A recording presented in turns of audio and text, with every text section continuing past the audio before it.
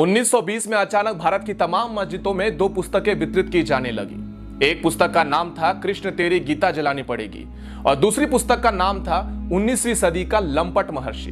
ये दोनों पुस्तकें अनाम थी, इसमें किसी लेखक या प्रकाशक का नाम तक नहीं था और इन दोनों पुस्तकों में भगवान श्री कृष्ण, हिंदू धर्म इत्यादि पर बेहद अश्लील, बेहद घिनौनी बातें लिखी गई थी।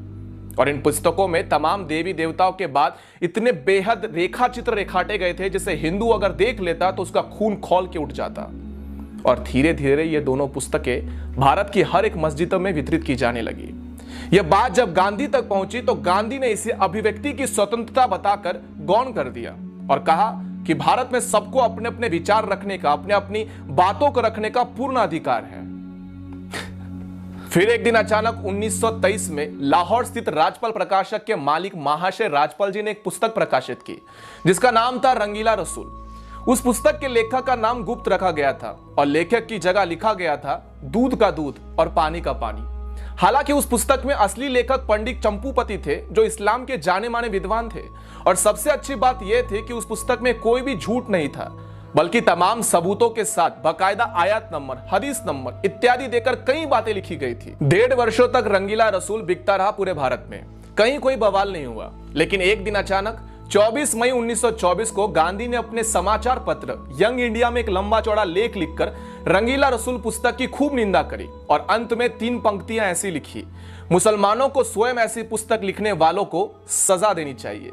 गांधी का यह लेख पढ़कर पूरे भारत के मुसलमान अचानक से भड़क गए और राजपाल प्रकाशक के मालिक महाशय राजपाल जी के ऊपर केवल 3 वर्षों में 5 बार हमले हुए। लेकिन गांधी ने एक बार भी हमले की निंदा नहीं की थी। मजे की बात यह है कि कुछ मुस्लिम विद्वानों ने उस पुस्तक रंगीला रसूल का मामला लाहौर उच्च न्यायालय यानी कि हाईकोर्ट में दायर किया। हाईकोर्ट ने 4 इस्लामिक विद्वानों को न्यायालय में खड़ा करके उनसे पूछा कि उस पुस्तक में ऐसी कौन सी पंक्ति है जो सही नहीं, आप स्वयं बता दीजिए। चारों इस्लामिक विद्वान इस बात पर पूरी तरह से सहमत थे कि इस पुस्तक में कोई गलत बात नहीं लिखी गई। फिर लाहौर उच्च न्यायालय ने महाशय राजपाल जी पर मुकदमा खारिज कर दिया और उन्हें बाइज्जत बरी कर दिया। फिर उसके बाद 30 अगस्त 1924 को गांधी ने यंग इंडिया समाचार पत्र में एक और भड़काने वाला लेख लिखा और इस लेख में उन्होंने इशारों में ऐसा लिखा था कि जब व्यक्ति को न्यायालय से न्याय नहीं मिले तब उसे अपने आप प्रयास करके न्याय ले लेना चाहिए। उसके बाद महाशय राजपाल जी के ऊपर 2 बार और हमले का प्रयास हुआ और अंत में 6 अप्रैल 1929 का हमला जानलेवा साबित हुआ जिसमें मोहम्मद इल्म दीन नामक एक युवक ने गदा से महाशय राजपाल जी के ऊपर कई बार वार किए जिनसे उनकी मौत हो गई थी। जिस दिन उनकी हत्या हुई उसके 4 दिन बाद गांधी लाहौर में थे, लेकिन गांधी महाशय राजपाल जी के घर पर शोक प्रकट करने नहीं गए और ना ही अपने किसी संपादकीय में महाशय राजपाल जी की हत्या की निंदा की।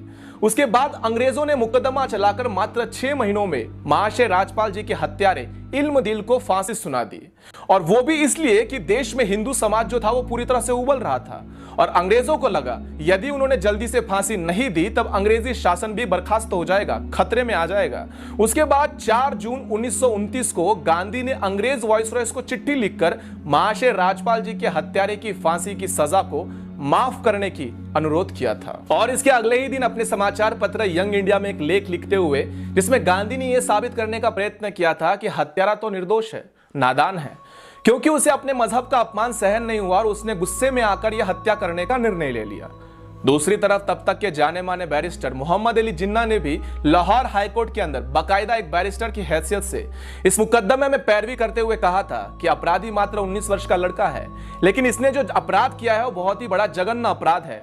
इसके अपराध को कम नहीं समझा जा सकता, लेकिन इसकी आयु को देखते हुए इसकी फांसी को सजा को उम्र कैद में बदल देना चाहिए या फिर इसे काले पानी में जेल में भेज देना चाहिए। लेकिन अंग्रेजों ने 31 अक्टूबर 1929 को महाशय राज्यपाल जी के हत्यारे मोहम्मद इल्म दीन को लाहौर जेल में फांसी पर चढ़ा दिया था। बापू, तुम्हारा अहिंसा का पाठ एक तरफा था।